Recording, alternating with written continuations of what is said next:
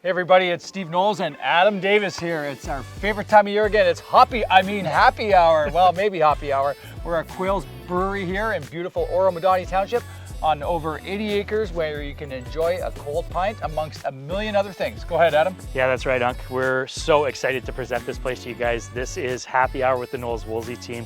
This is Quayle's Brewery, although calling it only a brewery is probably doing a disservice to it. This is truly a destination here in Oro-Medonte.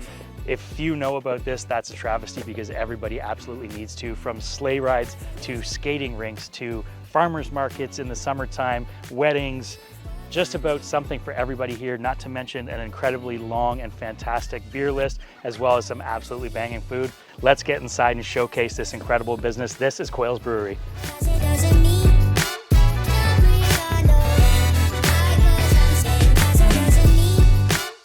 So guys, welcome inside Quayle's Brewery for another episode of Happy Hour with the Knowles Woolsey team. First and foremost, I'd like to introduce our very gracious hosts here, Catherine and Graydon, owners and operators of this incredible establishment that we're in. Thank you guys very much for having us, first of all. Well, welcome. We've had this on our radar for a long time to reach out to you guys and do a happy hour here. So we're super excited to do it. You have a ton going on here is the best way to explain it, and we're going to try to do justice to it today here and let the audience know exactly what you have. I think a good starting point is just to kind of get the backstory and the origins from you guys on how all of this came to be. The land was purchased in 2015. It was just a hayfield. No utilities, nothing on it whatsoever. 2016, we started to put some structure around it, frame up the barn and things like that. The barn itself is actually a recreation of a very famous structure that was built in the area in the early 1800s. And what made it so famous was the cupola that you see at the top of the building. Right. And the legend goes is that the farmer built it so he could send a young lad to play the fiddle to entertain the farmhands at the end of a work day. That's sort of the romantic version. The other version that we've heard was that the farmer built it so that he could spy on the farmhands. Gotta think it's a little bit of a combination of both. That if they did their job, they got the music. They didn't do their job, no music for you. Right. It's a dual purpose. Exactly. Awesome. Yeah, we started with a half acre of hops, so we had hoped and through all of our research we knew that hops would grow well here, but we again wanted to make sure that proof was in the pudding. So started with a half acre of hops and they did exceptionally well, and we've expanded into 12 acres of hops here on the property. Very cool. I love the homage to the area, obviously with the building itself. How much property are we sitting on here, and what is it currently being utilized for? So we have 87 acres in total. 33 of the acres are tabletop that we use for our hop yards, as well as our brewery and our patio and beer garden and indoor space. I feel like that's just scratching the surface out, Catherine. I've been here for a little bit chatting with you guys, and there has been so much else going on around here. So let's expand past the just the immediate bar and beer game here and talk about all the other things that are going on around this fabulous facility. Well, we're a year-round facility, so now that we're in the winter season right now, we have a skating rink outside, we have sleigh rides on Sundays, we do brunch, we have a phenomenal seasonal menu. But in the summertime, we do outdoor markets, we have live music playing, we have live music all year round.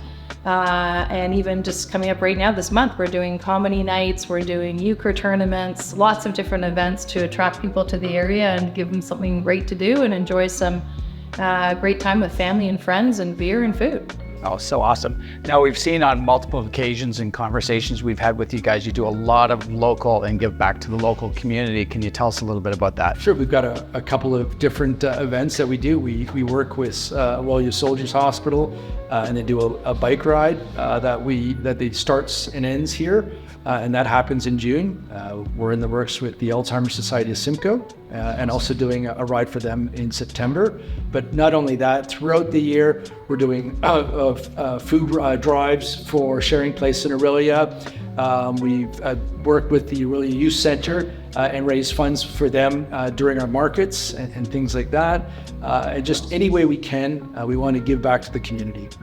And the other thing that I really see is that you guys are using all local ingredients. So let's touch on that a little bit because that's just fabulous. Yeah, we try as much as we can. So in our menu, we're using local ingredients. We have a big garden outside that we're using, but we do as best as we can. We have to source wherever possible, depending what we're having on our menu.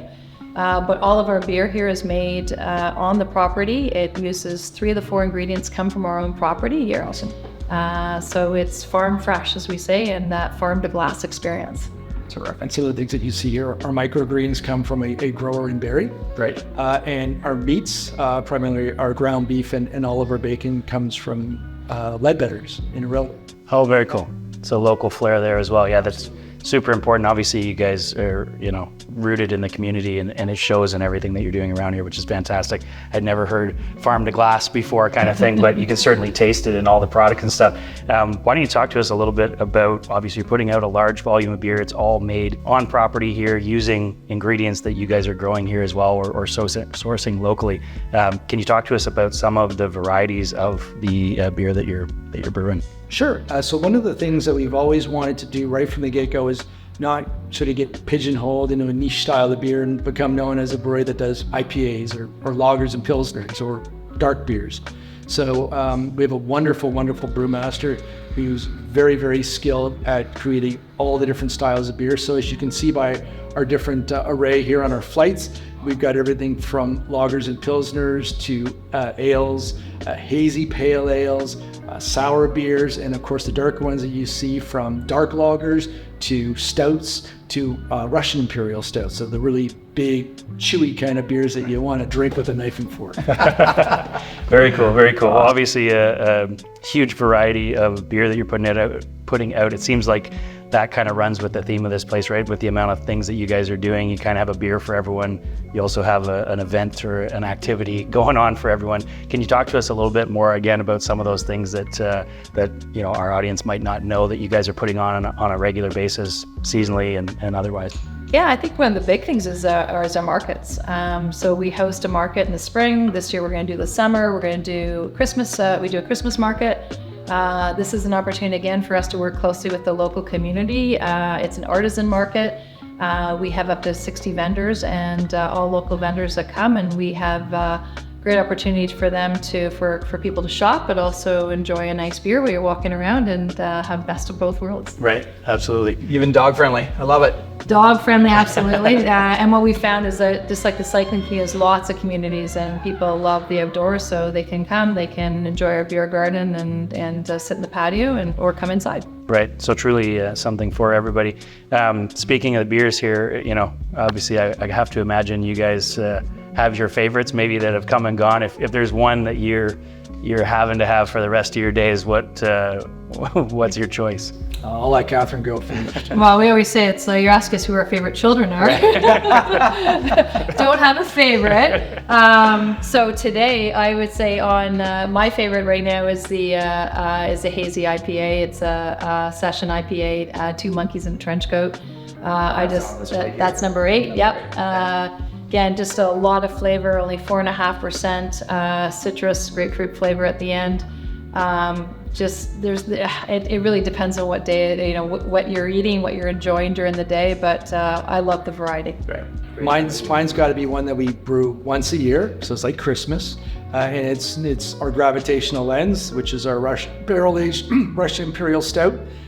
So it's aged in bourbon barrels. And draws out all the wonderful nuances of what's been left in the bourbon barrels. And it comes in at a modest 10%.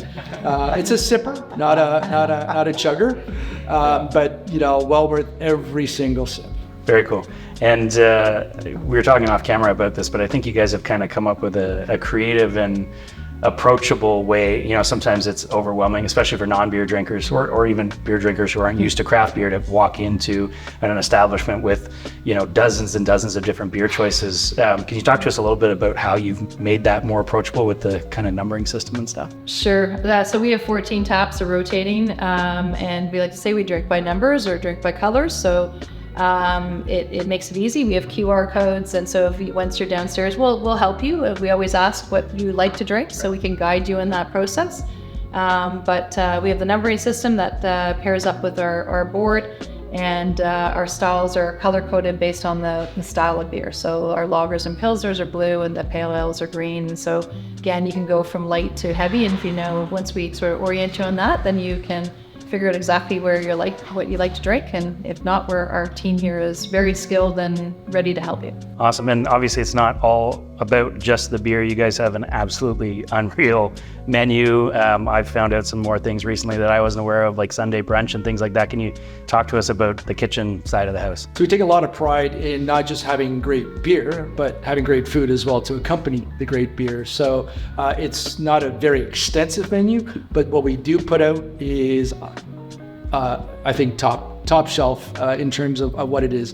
All of the food either has beer in the ingredient, so our beer mac and cheese has beer mac and cheese. Our pretzel has got a stout salt on it, a beer stout salt, and it's a beer cheese as well too. So things like that. And then through the few years that we have been open, we've had some of the dishes that have been requested on a regular basis. So our Montreal smoked meat has now become a staple on our winter menu, as has our clam chowder. Those are the ones that have sort of been requested over and over again. And then we've got our summer menu as well too. We've got our smash burgers and our fish tacos are among the few of the most requested dishes that we have. Well, it looks fantastic. Yeah. Singing all the right notes to these two guys. I can tell you that. Look out here, man.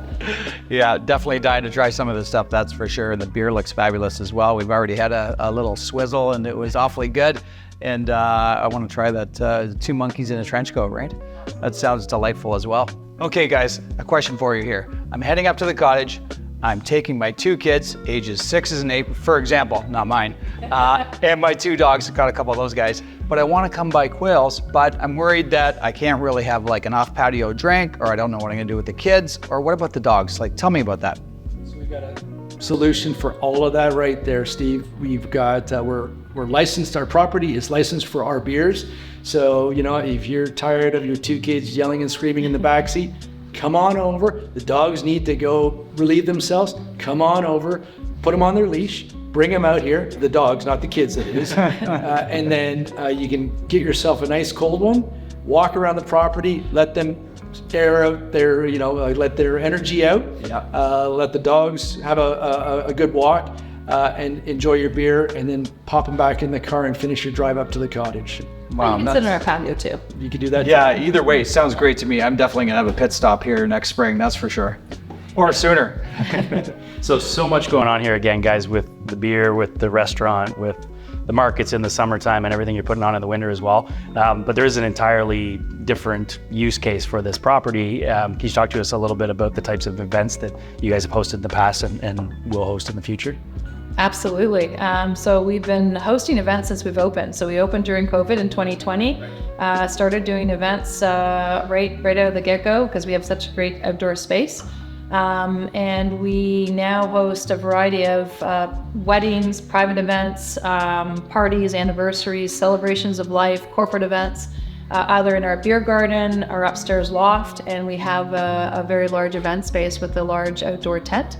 Can host up to 150 people. So really exciting to bring people together and celebrate here on the property. Right, and that's year round as well. Year round. Awesome.